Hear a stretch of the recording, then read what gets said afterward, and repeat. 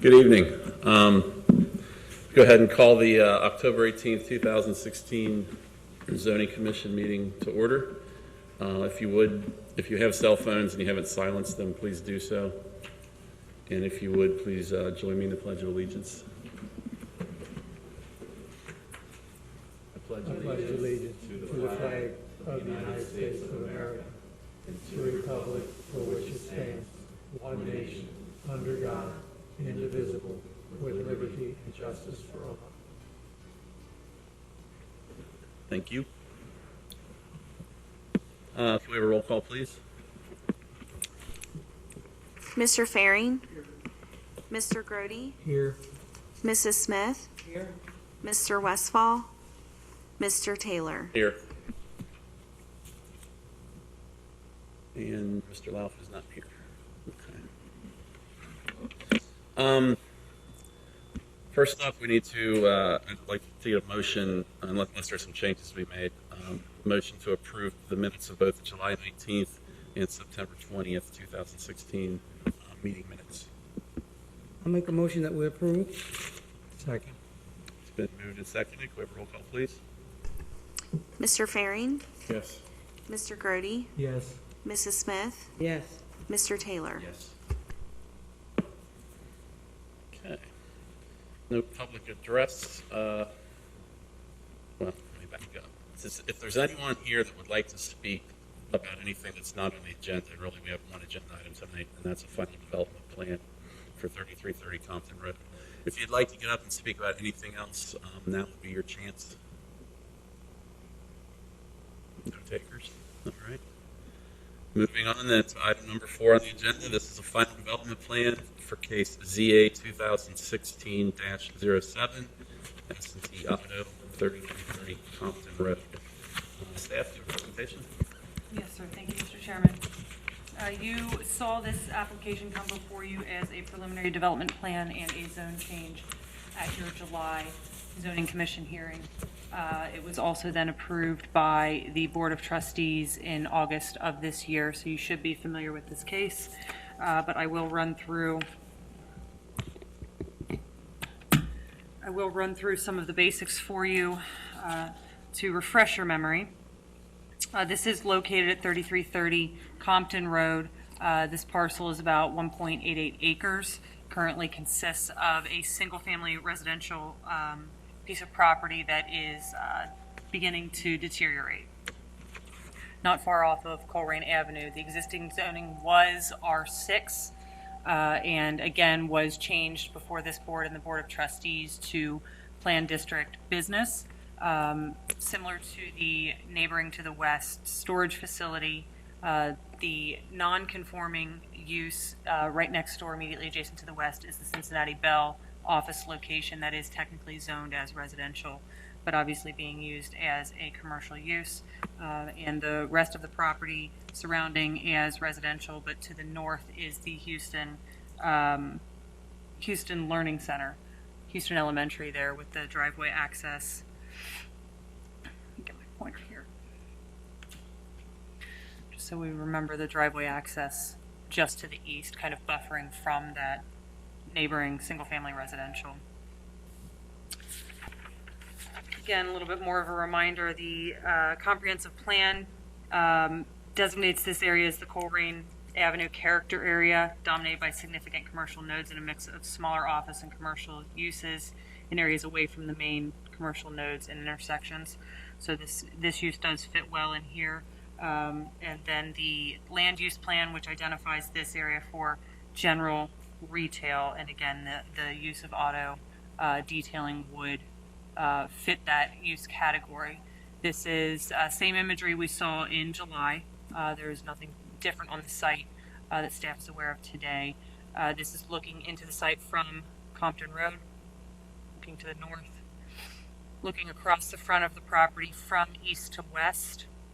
So looking westbound on Compton Road, the property is there to the right.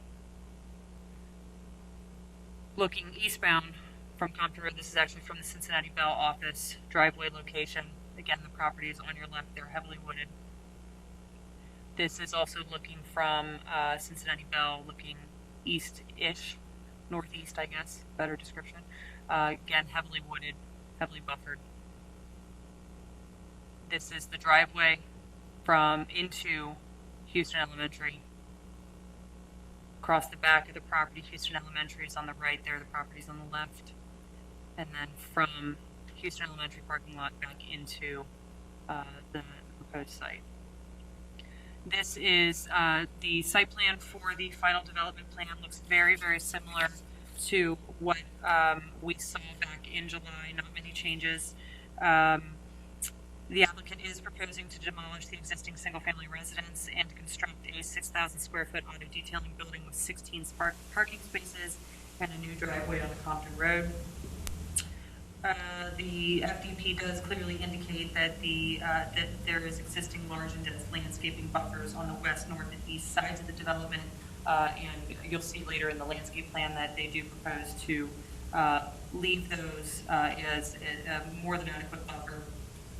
And then a new monument sign is proposed to be placed roughly in this vicinity here, near Compton Road. That will need a separate sign permit from staff, but the location of that can be approved in this FDP process. Two places that I want to point out that the zone there is not conformance with the zoning resolution with respect to this site plan. Has to do with sidewalks and sidewalk connectors. In your staff report, it's paragraph 3 and paragraph 4 of the conformance with the zoning resolution. Specifically, section 1342B, sidewalks along a public street. And you'll see these non-conformances identified again in our conditions and variances. But the applicant is required to place a 4-foot sidewalk along the public street for the length of the frontage. That is not shown, or they will need to apply to the Board of Trustees for a waiver and a payment of a fee in lieu of, if they're not going to show that. Additionally, they are not identifying a walkway connection to the public sidewalk. So staff's recommendation for this particular piece is going to be that if they are granted a waiver, if they go for it, are granted a waiver, recommending that you grant them a variance from this particular section of the code, the 1342C, where they should connect that public sidewalk to the roadway if they're going to be waived that. If they're going to request it and or be waived that sidewalk, staff feels that you shouldn't then require them to create a connection from the building to the non-existent sidewalk. So those are the two areas where we're not meeting zoning compliance with respect to the site plan. There are 4 specific locations. It's 4 specific items identified with respect to the landscape plan in your staff report. There, paragraphs 5, 6, 7, and 8. It has to do with landscaping materials. In that their shrubs and hedges need to be at least 36 inches in height at the time of planting, and the applicant is proposing 24 inches for 17 shrubs. There is a requirement in the zoning code that there be a diversity of species used. Under 40 shrubs would require at least 2 different types of shrubs to be planted. The applicant is not proposing that. They're proposing 1 type of shrub. Minimum landscape requirements for the parking area. The applicant would be required to include 1,659 square feet of landscaping in their plan, and they have identified 1,050 square feet of landscaping. And then the applicant has also not identified landscaping to surround the proposed signage. This is these are the elevation drawings of the proposed building. These do meet the architectural design standards set forth in the zoning code.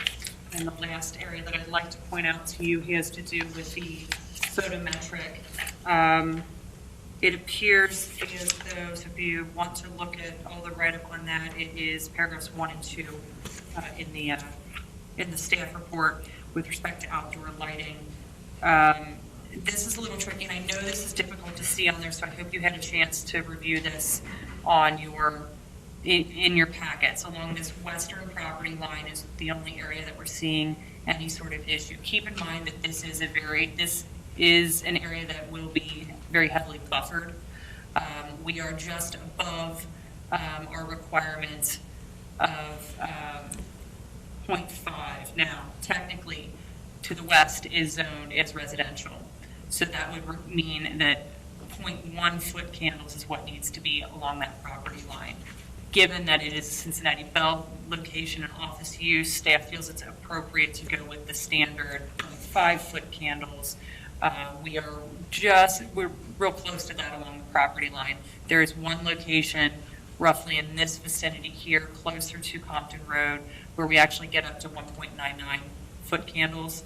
So staff is actually going to recommend that we take this light fixture, which is located on the west side of the driveway, and move it over to the right side of the driveway. That will actually alleviate that issue.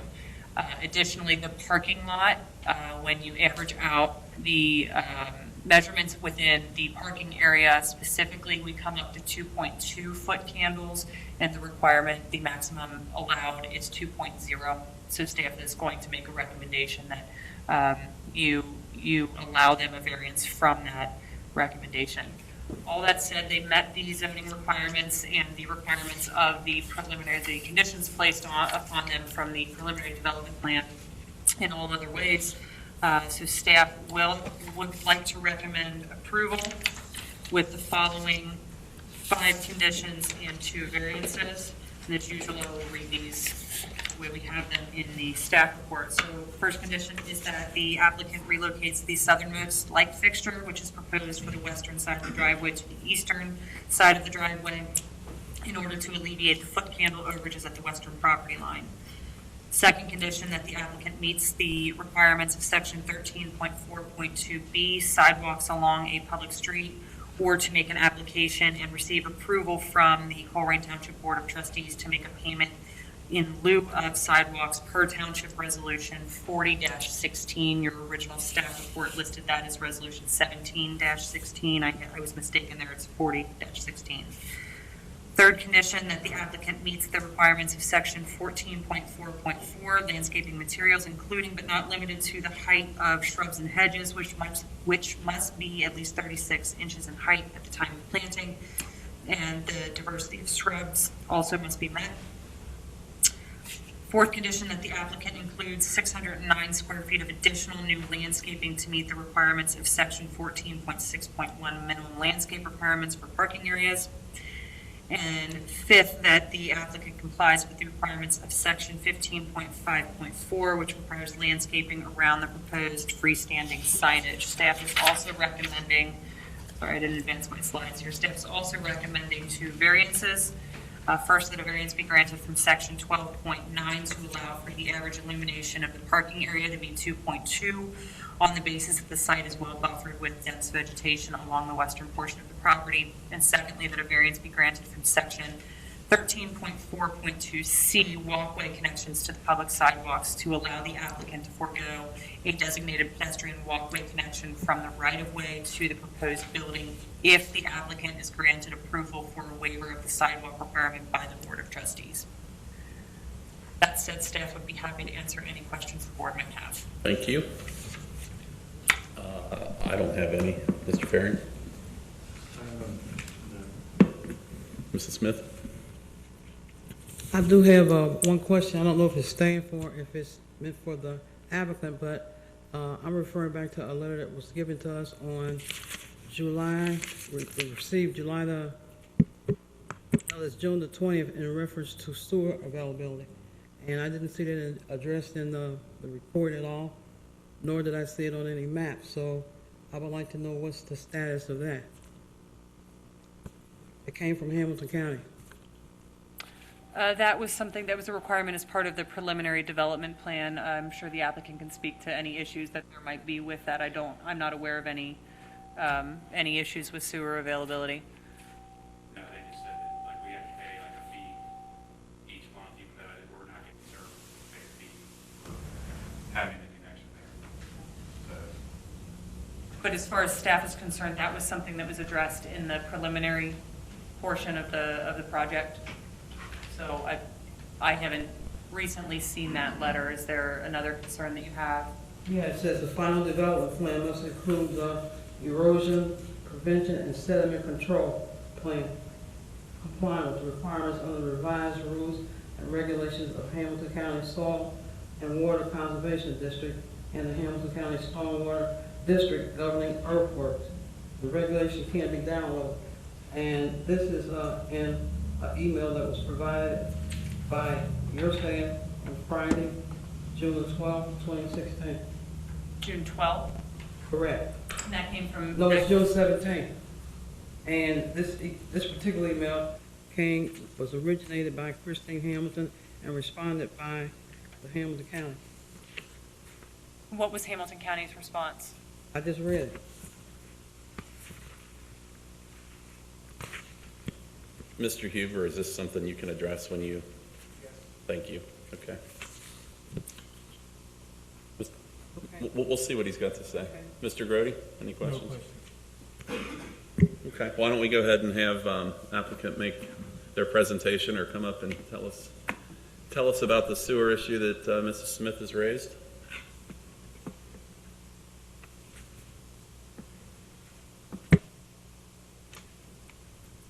Yes, good evening. My name is Scott Huber. I'm the site civil engineer with Abercrombie and Associates. With me tonight is Mr.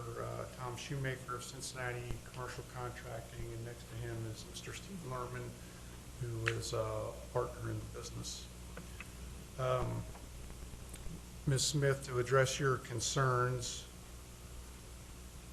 I'm trying to put my finger on the response from MSD. I don't exactly see it on the top of my head here.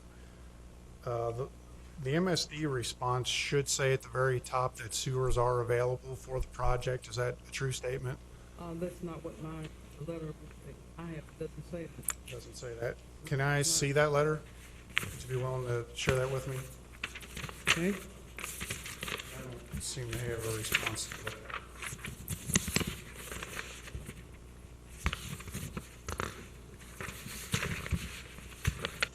I have one here. Is the letter dated June 23rd? The letter is dated Friday, June 17th, 2016, 10 o'clock a.m. Okay, in our file folder here, we've got a letter dated June 23rd. That we don't have?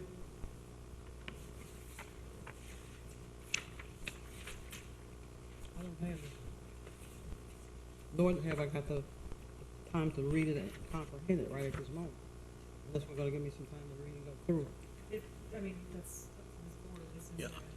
But This I is think a we pretty- all, it's a I think pretty we s- all should be, have what you have, and he had, I think we all should have that to read. okay, these are typically things that are kept in the file folder, so that requests came via emails. And Okay, then so- when they come in, they're kept in the file folder. So he wants to share what I Unless have? there's an issue. So does he want to see what I have that's given to me by your staff? And response If from you Hamilton want County? him to see it. What's the gist of the letter you have? It's a standard. Okay.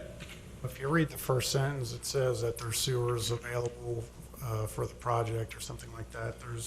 It does. Yeah, so MSD is aware of the project, and they've the sewer that is in Compton Road, there's sewer in Compton Road. It does have capacity. It's able to handle the flow for the project, and that letter states that. Basically, the first sentence says that there's capacity on the main, and then, it lists kind of what the MSD regulations are that we have to follow for a sewer tap. It also states further, not that letter, but the one I got, that it should be addressed in the final development plan, and I think that's the stage we're at now. I don't know if it says final development plan, but yeah, we are at the final development plan stage, so if there's a sewer tap shown on the plan.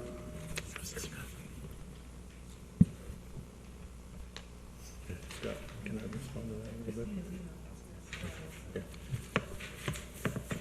Yeah, there's not sanitary sewer shown on Compton Road. In stormwater. I'm going to guess that you guys aren't trying to slip one by MSD here. I mean, I can shed a little light on this. I mean, I do this all the time. I do Yeah. sewers and Let's stuff. say, here's the. Mrs. Smith? file minus, I mean, they will not even get a release. Yeah, to Mrs. build a Smith. building without a release for sewer or some type of septic, so, yeah, it's really and I immaterial. submit this is Sure. from the file folder, this is the order, this is actually the email that I believe you're referencing from Christina, and then the MSD letter right on top of that, so reverse chronological, so it was. yeah, I don't see it as an issue. Mr. Faring, you have experience in this. Yep, do it quite often. You won't get a building permit without a water release, a sewer release. There's a whole chain of command. I'm sure you guys are used to that. So that wouldn't bother me at the least. Mr. Taylor, I think what I just shared with Mrs. Smith is the letter that she's saying that references the final development plans must include, this one is representing or referring to erosion prevention, sediment control, and stormwater.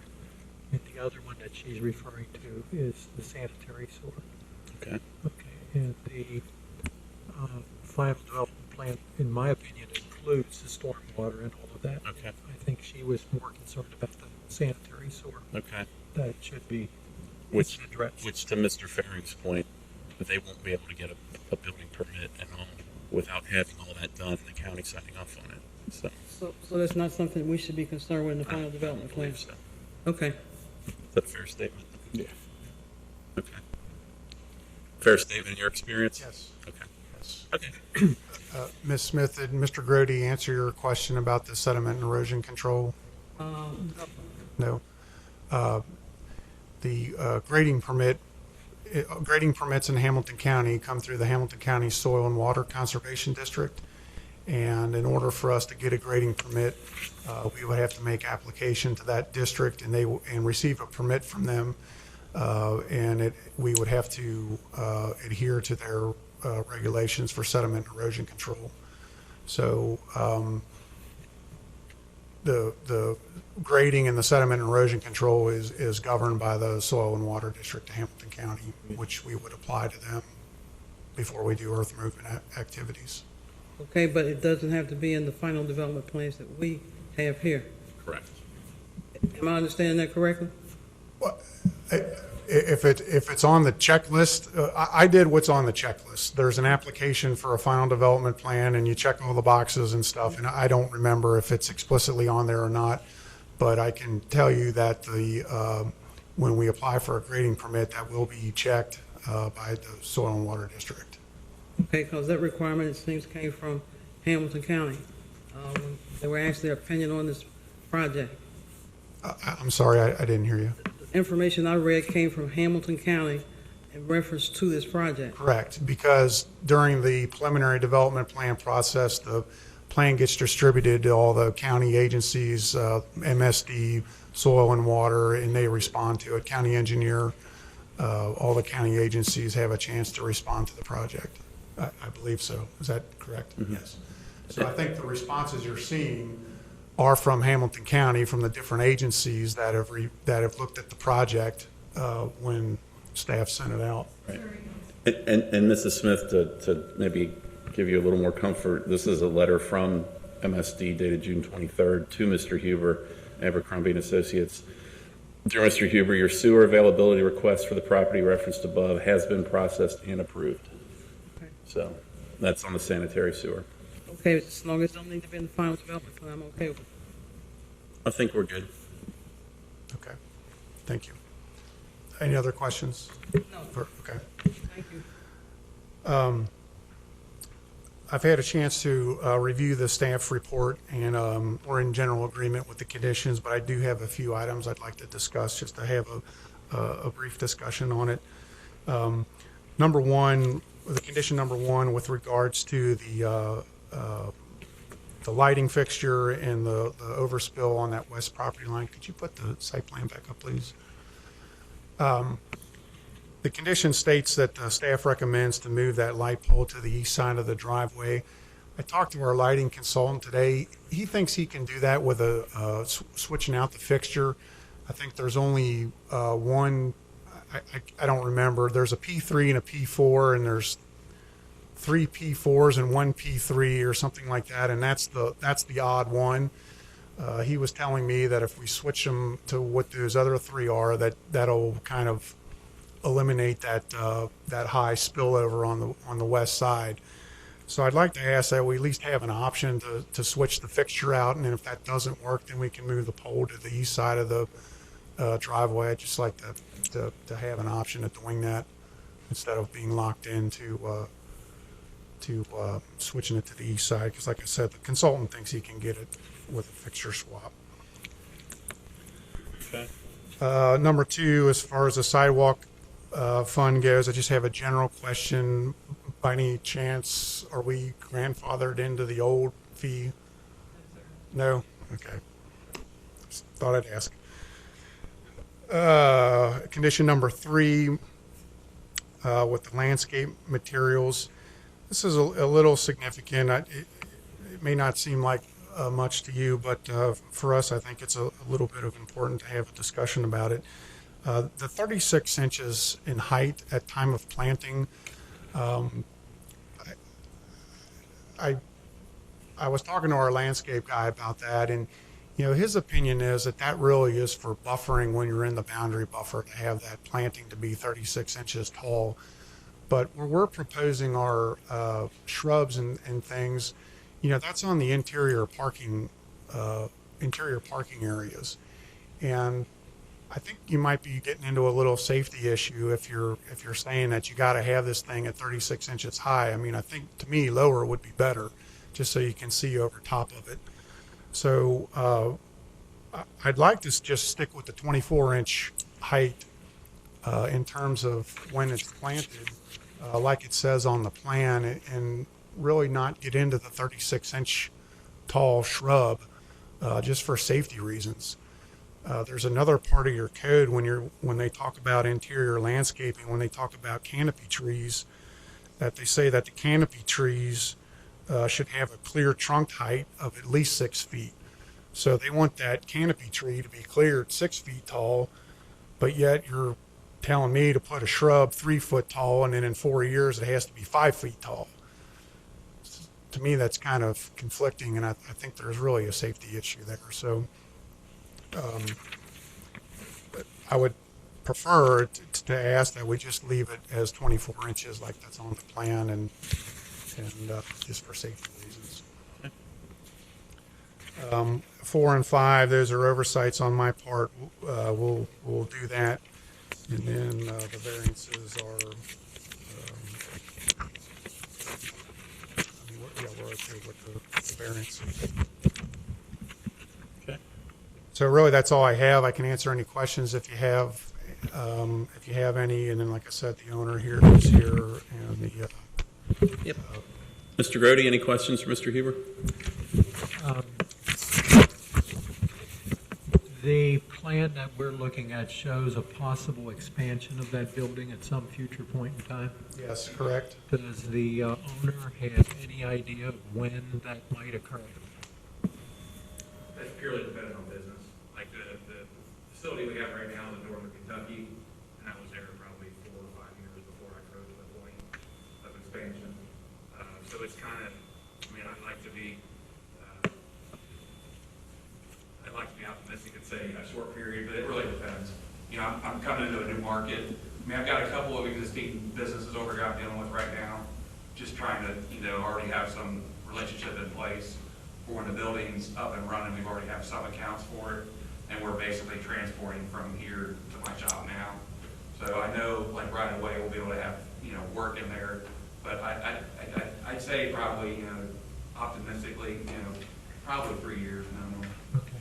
Before we're able to add on. Mrs. LeCount, in the event that this does occur, does this have to come back through your office or this commission, or how would that work? An expansion of that size would be a major modification, so it would come back through the entire process. Okay. Second question is, my understanding there will be no signage on the building itself in any way, shape, or form. My 99% of our business is dealerships, so I'm not really looking to advertise. I don't really need a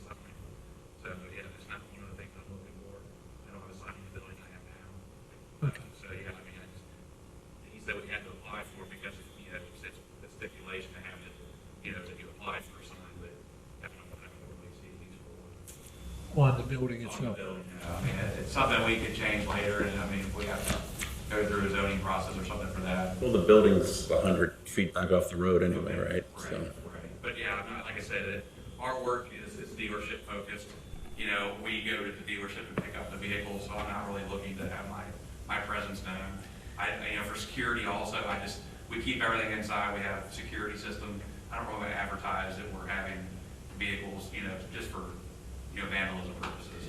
Yep. So, Just for clarification purposes, should the applicant want to come back for signage that would be within the confines of the PDB portion of the code, based on our recent text amendment, that would be something he could just come to staff for, assuming he's not requesting a variance in any way. So that would not have to be a minor mod any longer.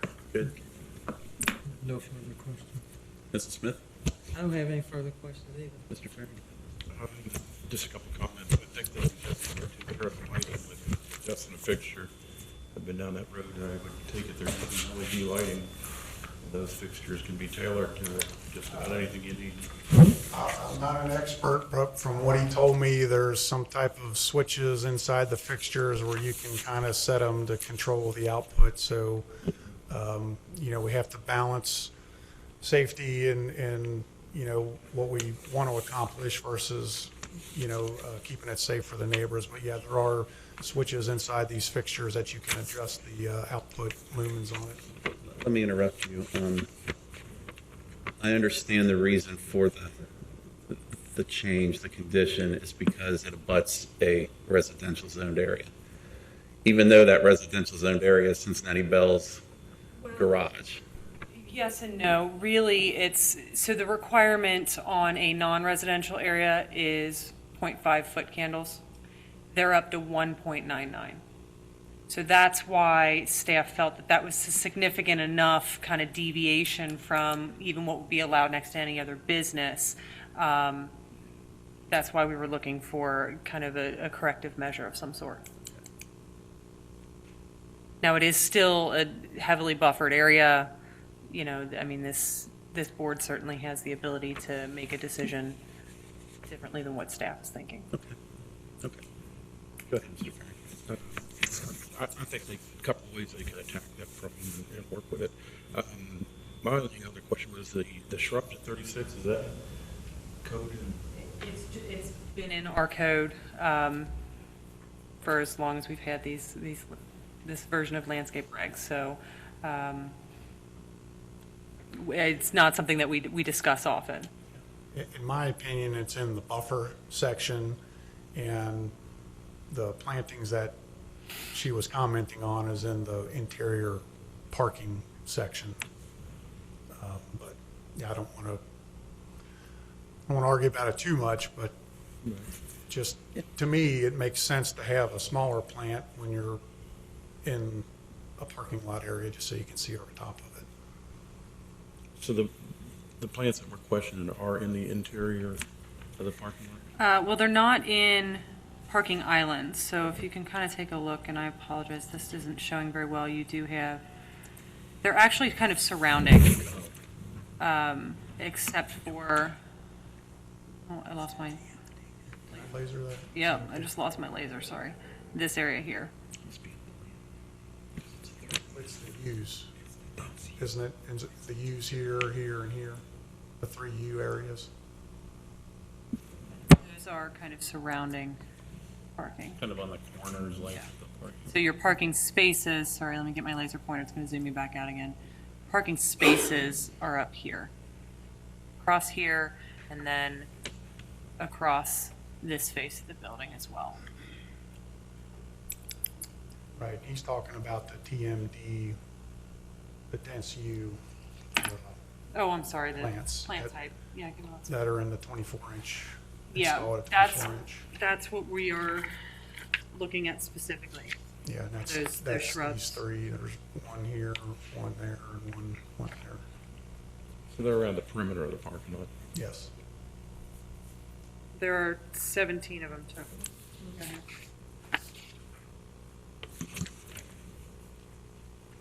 So go ahead. This is a May version. I need a November version. sorry, I'm looking at our That's okay. PDP. We may have some discussion about that anyway. What's the intent, once the building is up and everything's going, how do you intend to maintain the yard between Compton and the parking lot and the building? Because there's a lot of grassy area there. Yeah, whatever's grass, we're just gonna have to maintain, like the shop I have now, we have to grass fertilize and mow professionally, I mean, it's striped, I mean, it looks very nice. Okay. From coming in. I don't want a property that, somebody comes in, like I said, I don't deal with the general public, but I have a lot of times where I'm selling a new account, and the general manager wants to come in and tour my facility. It just makes a good first impression when they first come in, to have, your lawns, your lawn care and everything looking nice. So like I said, we pay to have it treated so you're not having weeds. We pay to have, professionally maintained. It's not like I've got an employee that goes out there and mows it when they can. Okay. It's done every week. Okay. So the same way with landscaping, that's why I asked, we want something to appear, very manicured. And if you install something at 3 feet, like after the first season, it's gonna start to overgrow. So I'd like to, have something that's a little bit, less invasive. It's like I said, we've got a big buffer zone already, so it's not something that you're trying to, to shield property or something, to have something not, look nice. Right. It's just gonna be landscaping for The fencing that's there now, in a lot of areas, it's kind of overgrown by the landscape buffer that's there, but I guess your intent is just to leave all that as it is to keep the buffer. The more landscape buffering we pull out, the more we're gonna have to put in. So Right. I look at it as you got a huge buffer already. When I leave that natural buffer, and then we're working on the inside to make everything look, have that nice curb appeal as soon as you pull into the property. Okay. And you're good with landscaping out around the monument sign at Compton, as per the requirements? Yeah. Okay. I have another question. What would be your hours of operation? Typically, like the shop I have now, they start at 7 in the morning and they work till like 6 in the afternoon. But they only transport once a day. It's kind of like an assembly line. So even though they start work at 7 in the morning, cars typically aren't done and ready to roll out of the building until probably like 11:30, 12:30. And they're only delivered for, usually an hour or two everything delivered. I have people that just drive cars back and forth, kind of like shuttle drivers. So basically, like, they'll get all the cars done, have them ready. Then I've got 5 or 6 people that do nothing but drive cars back and forth. And within a couple hour period, all the cars are delivered. It's kind of like a trade out. Like, you'll take 2 cars back, pick 2 cars up. And then from that point, they're back in the garage under, like I said, inside the garage where nothing's being worked on outside. Saturdays as well? What's that? Saturdays too, or just Monday? Typically Monday through Friday. Dealerships don't like to have cars off the lot for the weekend because that's their busiest time. So typically it's just Monday through Friday, And when will you start the project? as soon as possible.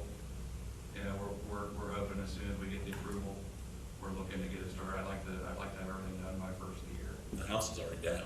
Yeah, we've already started the process of pulling the house down, so, it's something, we've had the property for about a year already. I look at it, I'm paying for the property, I'm paying for insurance. It's like we need to, start getting the building up and done. So, we're looking, I'd like to be first part of the year, I'd like to be ready to have the movement.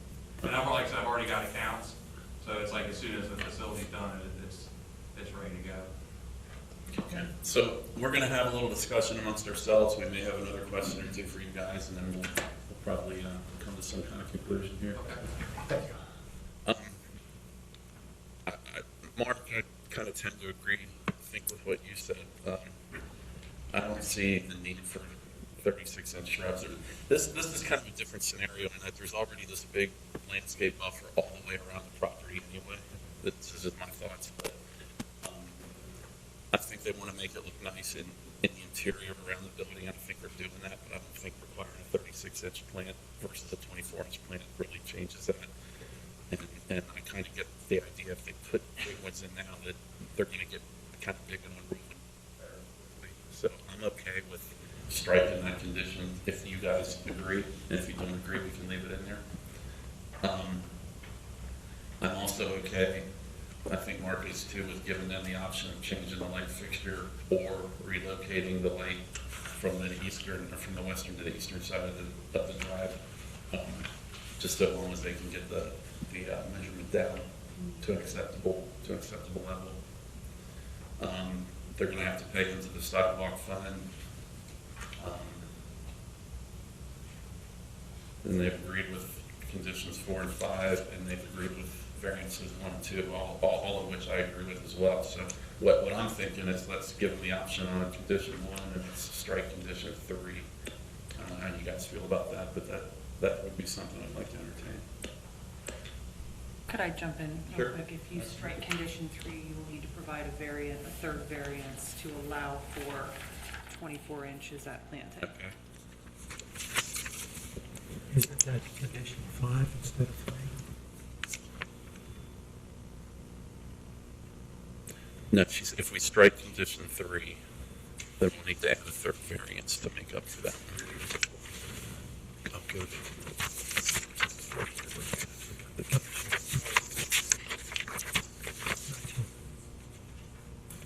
Can we modify that to 24? Can we modify that condition? Modify the Instead of just striking it, My modify code calls for 36, so. The code calls for 36, so really you're granting a variance.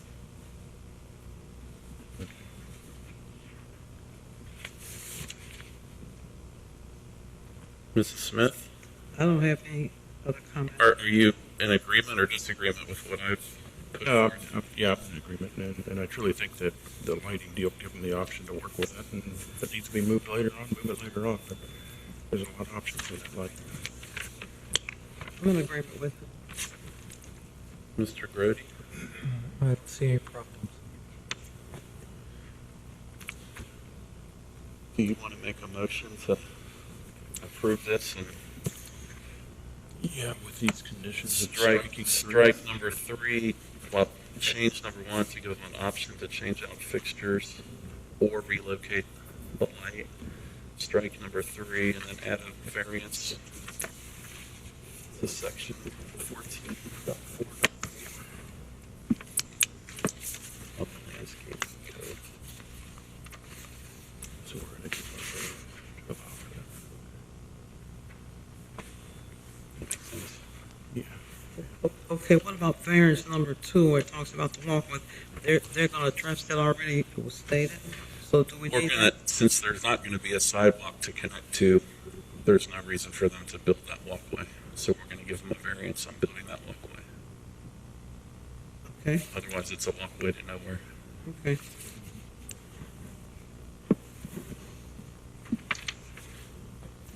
Okay. Have a motion, please? Yes, I will make a motion to approve the final for case ZA 2016-07, S&T Auto 3330 Compton Road, with the regulations we have with the option on number 1 to work with the fixture or move the fixture if needed, and a variance to allow for 24-inch plantings instead of 36, 14.4.4. Strike condition 3. Strike condition 3. Do we have a second? Second. We have a motion and a second. Can we have a roll call, please? Mr. Ferry, Yes. Mr. Grody, Yes. Mrs. Smith, No? Mr. Taylor. Yes. Motion carries. All right, guys. Hope you get up and running here in a couple months. Appreciate it. Next on the agenda, public hearings. There are none. Informal concept reviews. We have none this evening. Any old business? No, sir. Any new business? No, sir. Any administration? Just one item to make you aware of, actually 2 items, if you're not aware of some of the staffing changes that have gone on with the administration here. Jeff Mills, who is your former zoning administrator, is now your director of development and assistant township administrator. Is a long title. There's a lot of so, change. you know Jeff, we're excited to have him back, but so we are looking forward to being able to kind of move forward with some of the longer range planning efforts in the near future. We're still trying to shuffle around. As you're well aware, your zoning staff is still relatively new, so still getting settled in, but we'll get there soon. And the second thing is that come January, beginning of January, we would like to get an appointment in to fill the alternate zoning commissioner member position that is currently open. We do have one application, and staff will bring you some more information on that in November with the anticipation of bringing it before the Board of Trustees for their appointment in December so that we can fill that position in January. Is this in addition to Mr. Lau, or is this Mr. Lau's position? This is in addition to Mr. Lau. Okay. So we would be back to two. So we expect he will continue as an alternate. That is the expectation, and Christine and I will take a look at those, kind of all the expiration dates of everyone and make sure that we're renewing anybody that we need to renew, but we are looking to fill that additional position because there are far too many nights like tonight where we're not sitting with. No, I think that's good. I think we need 2 alternates. So that's it from me on administration. No? Yes, sir. Mrs. LeCount, sometime in the future, could you forward to us the date of that seminar that always occurs in January? The David J. Aller. Yeah, I just recently saw that I put it on my calendar. I'll be sure to forward it out to you. okay. It's good for us to get it on our calendar before we book something else in there. Sometime many months ago, there was talk of some work to be done to the comprehensive plan, and some consultants were engaged or were going to be engaged. What's the status of all that? Before my time, and as I started here, we had a consultant kind of on contract, but it was, we weren't required to continue to use, we weren't required to spend all of that money. With all of the changes that have gone on in the last year and a half, it's kind of been put on hold. It's one of the reasons that your staff is so excited to have Jeff back, because we can work with him and really start getting a couple of things moving. I don't have any details for you at this point. Also, a few months back, there was some other external committee that we appointed a member to. I want to say it was Mr. Ferry. What's that committee, and is there an update? I went to one meeting and it has not gone any further, so. And what is that committee? It was for the comp plan. It was a task force of sorts, so members from this board, members from the BZA. We didn't want to have to necessarily deal with the sunshine laws, and so we wanted to be able to have working meetings without having to call the entire board together and advertise as such, because getting both boards together on the same night would be a challenge, I think. So, and then there were some other members that we were going to work with as well, but that was for the comprehensive plan, and there was just the one meeting. Okay. So we will be following up on that in the coming months. If you can comment, if not, I understand, but can you give us any status on what's going on with the Freddies that the BZA turned down? I don't have any new information for you. Thank you. Any announcements from anyone? Nope. All right, next meeting will be Tuesday, November 15th, 2016. Look for a motion to adjourn. So moved. I'll second that. All right. All in favor, say aye. Aye. Thank you.